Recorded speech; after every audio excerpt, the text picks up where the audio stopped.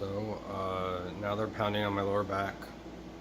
I can put my hand behind it, as so. See that? Oh, can't get a good shot of it. But how about that? You see now? I'm not sure. And I can feel electrical pulses hit my hand, so much so that it caused my forearm to flex a little bit and my hand to twitch a little bit. That is not my brain dad telling me, oh, he's moving his hand behind there. I've got to now imagine electrical pulses hitting my arm. Like, they're not hitting it now, they're hitting it now. And it's partially blocking the pain to my back.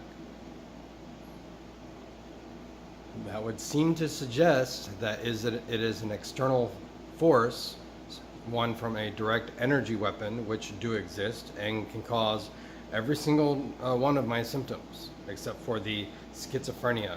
And again, the schizophrenic voices told me very early on, hey, the guy in 301 has your stolen phone, and he hacked your Google account.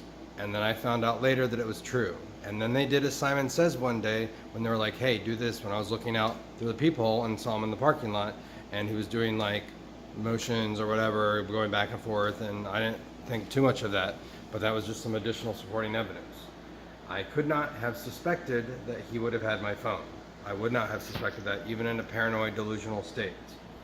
So I do not have supernatural powers to have sight beyond sight or to foretell the future. And what I mean by the second one is they read license plates off before I see them. They read ahead in the, when I was in jail, they read ahead in the books before I read them. Even when the text was on the other side of the page, and it wasn't a sentence that I could have ended myself, or thought of, the ending, or guessed, and a million guesses couldn't have come up with the ending of that sentence. Those are just a few examples of countless, hundreds or thousands of examples to where they tell me things that I don't know yet and could not have been in my brain for me to know. In addition, when I was in jail, I saw what looked like a laser pointer dot on my crotch for a little bit. And then my nuts felt like they were being crushed. And then I put my hand, I cupped it over my crotch, and then my hand felt like it was being crushed, and then I no longer felt the pain in my balls, or nuts, or whatever.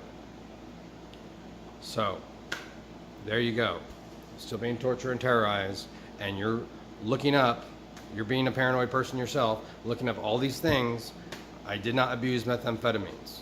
I'm not abusing methamphetamines. I'm not on them now, and you're like, well, they could have lasting impacts. No, they can't.